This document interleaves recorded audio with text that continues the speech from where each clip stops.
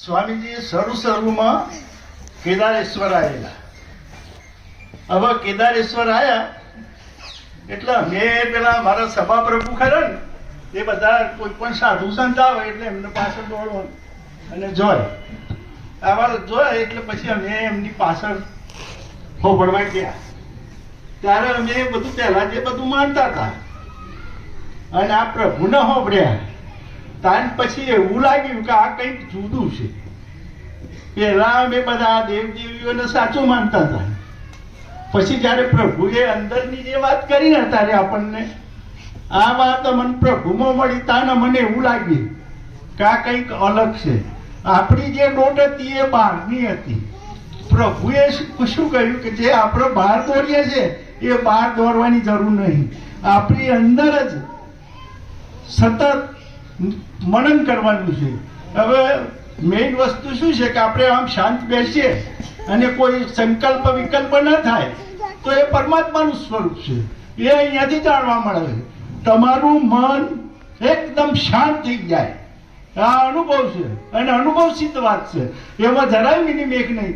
તમે શાંતિથી આમ પલંગમાં બેઠા હોય, કોઈ પણ જગ્યાએ ખેતરમાં બેઠા હોય, ગમે તે બેઠા હોય, પણ તમે તમારી અંદર પોતાની અંદર જ આપણે એ કરવાનું અને એના અંદર જ જોવાનું છે પરમાત્મા. બહાર આપણે ફોફો મારવાનો નથી. એવું જે પ્રભુએ કહ્યું એ સત્ય ઘટના અમે પોતે સ્વીકારી છે. અમને સત્ય લાગ્યું છે અને એ અનુભૂતિ જ અમે બોલ્યા છીએ. તો અહીં વધારાનું બોલ્યા નહીં. કારણ કે અમે જે પેલી બહારની દોટ હતી, બહાર બધા જે દેવ દેવીઓ આ બધું ખરું સ્ટેપ, આ બધું સ્ટેપ કહેવાય. મંદિરો આ બધું ખરું પણ કયું સ્ટેપ. હવે આ સ્ટેપ પછી જેમ પહેલું બીજું ત્રીજું ધોરણ ચોથું પદનું છઠ્ઠું હાથનું કોલેજ ને છેલ્લે પીએચડી. અહીંયા પ્રભુના આગળ પીએચડી છે. અહીંયા જે તમે હોભળો એટલે તમે પીએચડીમાં પાસ. આ વસ્તુ તમે ગ્રહણ કરી અને તમારું સત્ય અનુભવ આવ્યું પછી તમારે કોઈ બીજે જવાનું એ નહીં રહે, બીજું હોભળવાનું એ નહીં રહે. આ વાત અમને નિર્વિવાદ લાગી છે.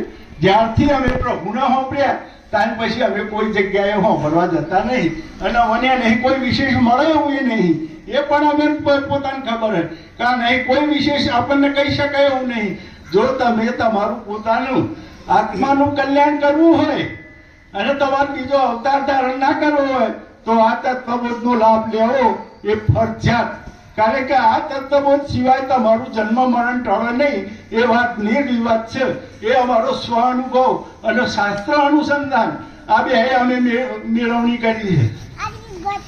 પ્રભુની અંદર શાસ્ત્ર અને પ્રભુ સત્પુરુષ આ બેનો ચોટો મળે. સત્શાસ્ત્ર એ વશિષ્ઠ અને પ્રભુ જાતે પરમાત્મા આ બેનો ચોટો કોઈ જગ્યાએ મળે નહીં. દાખલા તરીકે બધા સ્ટેજ ઉપર જયારે બોલતા હોય તો એ પોતે બોલતા હોય, આપણે માનીએ છીએ એવું નહીં. પણ અહીંયા બે આપણને તો તત્વબોધ થાય છે તો શાસ્ત્ર વંચાય અને એનું મર્માર્થ પ્રભુ સમજાવે.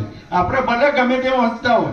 દાખલા તરીકે એક શબ્દ છે કલ્પના એટલે શું, તો આપણે પેલા શાસ્ત્રમાં વાંચવું પણ કલ્પના શબ્દ શું એનું આપણે મર્માર્થ ના સમજીએ તો સુધી કોઈ અર્થ નહીં.